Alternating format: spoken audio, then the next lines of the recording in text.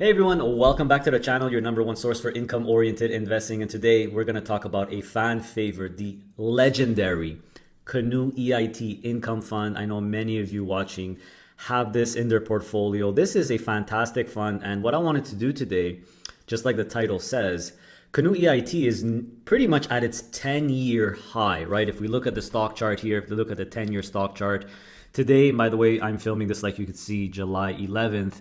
It's about just under $14 a share here. If we look at the last 10 years, which you're looking at, you could pretty much see that Canoe EIT, the income fund, is close to its 10-year high, right?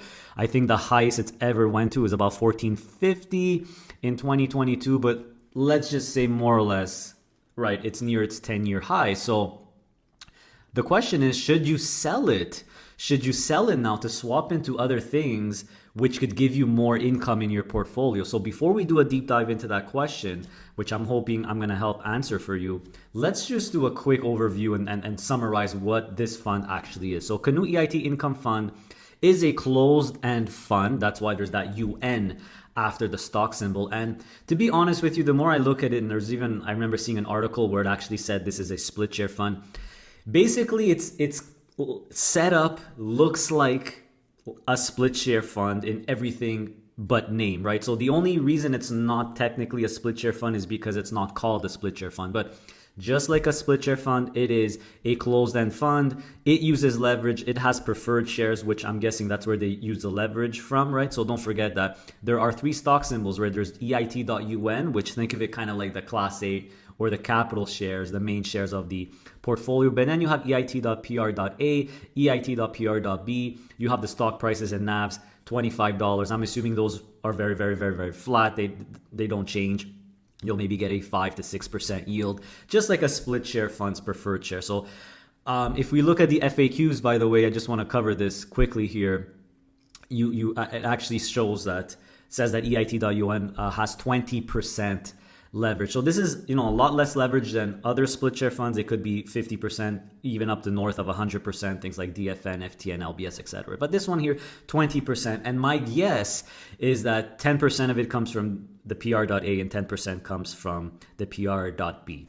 Pretty sure, but not 100% sure. I'm just a well-educated guess. So again, just like closed-end funds in general, split share funds in general, you're going to have a net asset value, a NAV price, which is the intrinsic value of the fund, which means if EIT would decide to close tomorrow, you would get $14.11 a share, right? This is the intrinsic value, the value. Then there's the stock price or the market price, which is what you're paying for. So right now, you actually could get EIT.UN at a small discount because you're paying a tiny bit less than what it's actually worth. And in case you forgot, the way to actually calculate the percentage is the market price, $13.89, divided by the net asset value, minus 1 times 100. So you see that you are getting a 1.55, almost 1.56% discount if you're buying EIT.UN at this price because it's worth that price. So hopefully that's clear. So let's just go do a little deep dive into EIT before we get into that very important question, which I know many of you have. First of all, in terms of what's inside, what are the stocks inside? So EIT.UN basically has top of the line blue chip stocks in Canada and in the US in different sectors. So here right now you have the top 25 stocks in the portfolio. The biggest holding, we don't have the percentage, but I'm assuming American Express is the biggest holding percentage wise. Because it's at the top. I'm sure you could go look in documents and dig for the percentages, but I think it's a waste of time because they change very, very constantly. But you see here that these top 25 stocks make up 75% of the fund, almost 76. So you'll recognize a lot of these companies, guys. These are mostly blue chip dividend companies, some non-dividend companies, I believe as well. You'll recognize a lot of them, right? Warren Buffett's company, National Bank, Royal Bank, Lowe's, Starbucks, Intact, American Express, United Health Group, Wells Fargo, Tourmaline, et cetera, et cetera. So if you look at the equity sector mix, you have quite a lot in what looks to me like a more Canadian focused sector allocation, which we know is mostly financials and energy. Top two sectors, financials and energy. But there's also industrial, consumer staples. Nice chunk in healthcare, 10%. Used to be a little bit more before. But one thing that really stands out to me is there's not much technology tech stocks in here. So this looks to me more like value stocks, right? That's just my opinion here.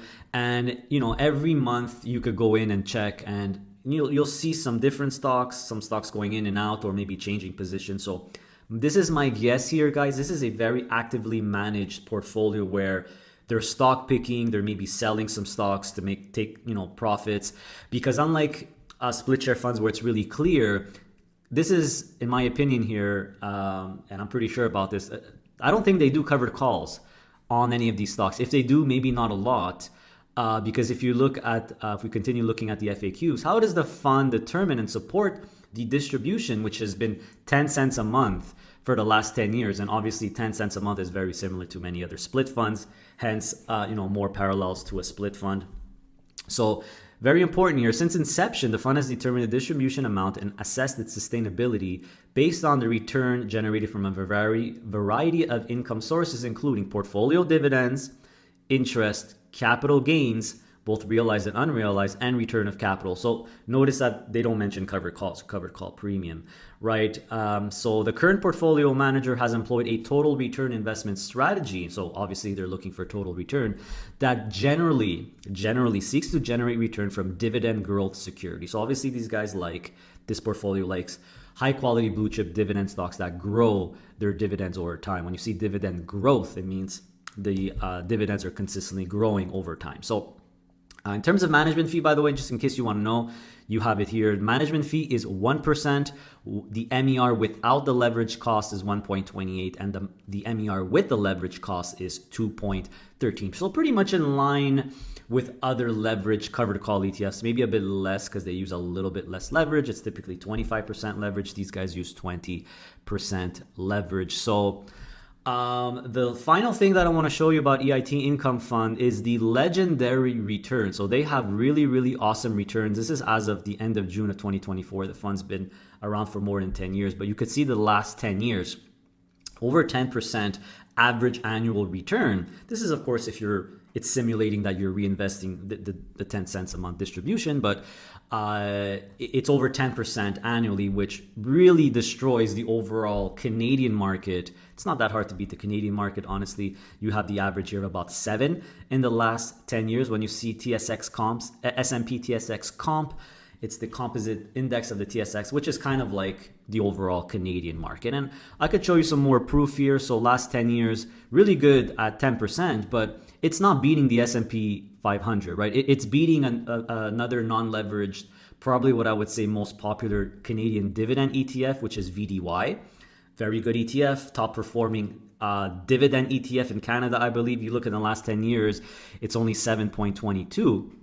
Actually, I just got to make sure the dates match. It's got to be end of January. Is it the end of January? Yes, it is. It's right here showing until the end of June.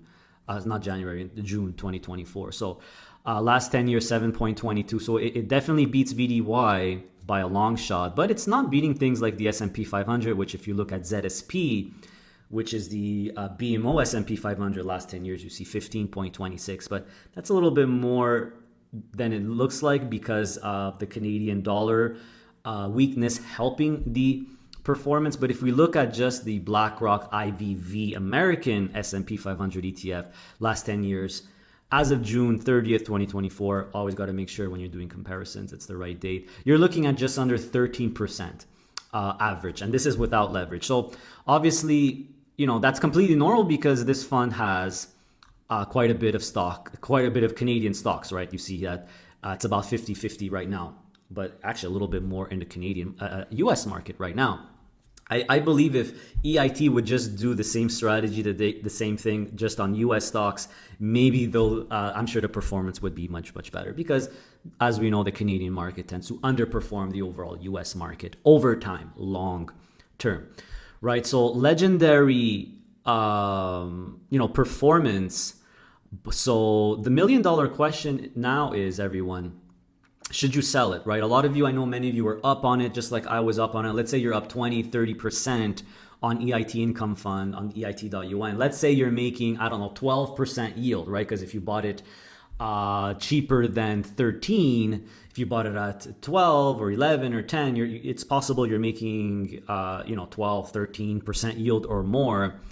And many of you are thinking, well, should I sell it? Should I sell it just to put it in something else to get more yield? Because, just for an example, you could put it in something like an HYLD or an HDIV, which, especially HDIV, because it's also like half Canada, half US. It's very similar type of breakdown. HYLD is pretty much S&P 500. And I just want to point this out, HYLD or S&P 500 type stuff, the last year, it's 22% return, whereas the Canoe EIT in the last year is 18.5%. So I'm not knocking EIT. It's really, really amazing return considering they're choosing some Canadian stocks. But I'm just saying that the overall US market over time tends to be the Canadian one. So things like HYLD could really outperform EIT in the future, especially going forward since HYLD has made those changes. And there's HYLD, but there's also USCL, there's also QQCL from Global X Canada, which have, USCL has approximately the same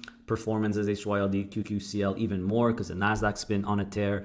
HDIV a little bit less though in the last year because there's Canada in there and the Canadian banks have been underperforming a little bit. So you have 17.39 still, no slouch versus the 18.58 from Canoe.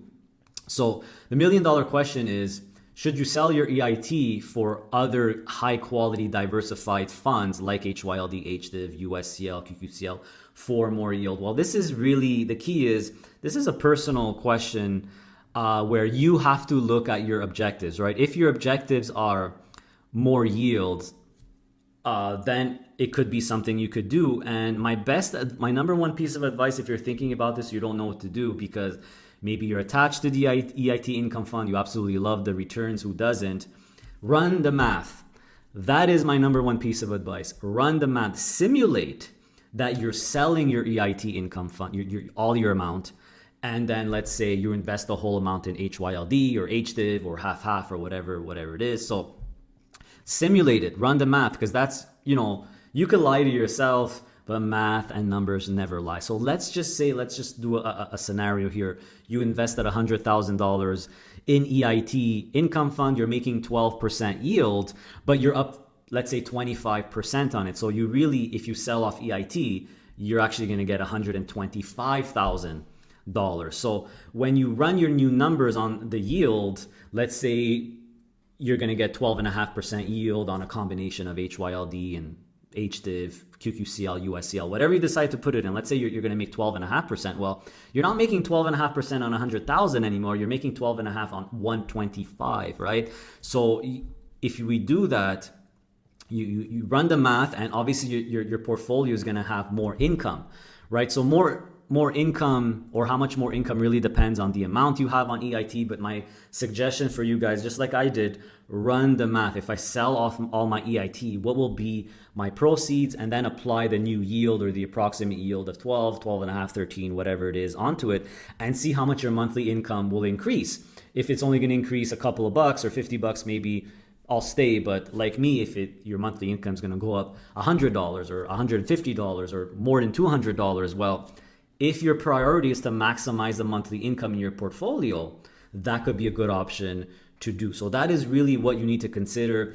And, we talked about, putting it in things like HYLD or HDIV, USCL, QQCL, just because they're diversified funds that make sense. But you could get higher yields with other funds. For example, with bank, BKCL, we're talking yields of way north of 15%. ENCL, just be careful because these are not diversified funds or sector specific funds. But you could also do a half approach where let me put half in HYLD and half in a little bit in bank, BKCL, and ENCL. So maybe your new yield is not going to be 12.5%. Maybe it'll be 13.5%, which means you'll increase your monthly income by a lot, right? So run the math, guys, and that's where you could decide if it's a right fit for you. Is your objective? Are you going to be better off? Or will you feel better off with $200, $100, $300 more every single month? Is that the most important thing for you? Is that going to be very valuable to you? Or you're okay with what you're making now with EIT? You like the fund. Obviously, it's well managed, well diversified, fantastic long-term total returns, which is going to continue, or I'll just stick with that, right? So run the math, and then you can make a decision on what's best for you. But I would say it is a pretty good time to do it, right? Because we're at the 10-year highs with EIT, and obviously these guys know what they're doing in terms of stock picking. Very incredible performance, but over time, I think the overall US market and S&P, a similar fund that has only US, I think will outperform EIT over time, right? Like we saw in this year, the S&P or HYLD is outperforming EIT. So not only might get higher yield and higher monthly income, you might actually get more performance if you're putting it all in the US market, for example, and the US market continues to outperform the Canadian market. So food for thought, guys. Hopefully this gives you a bit of an idea or reasons to look at in case you're thinking about this. Again, you don't have to do it. You could do it, but my number one advice, and this goes for anything, if you're looking to make changes in your portfolio, run the math, run the numbers, simulate that you're selling it and investing it in something else. How much income am I gaining? How much income am I maybe losing, right? And there's also taxes as well if we're dealing with a non-registered account. EIT is very, very tax efficient. It's mostly rocking capital gains, a little bit of eligible dividends. So there's that aspect about it too. But main aspect is always run the numbers. So hopefully this video was informative for you. Give me a thumbs up. I would really appreciate it. See you next time. Hey, don't go yet. A few reminders before you leave. Did you know that I launched a YouTube loyalty membership program where for only $3 a month, you could become a PII Inner Circle member, where you will gain access to exclusive content, exclusive videos and live streams, as well as other perks and benefits, including a really cool weekly opportunity report. That's right. If you're interested, just click on the little join button next to the subscribe button to see what it's all about.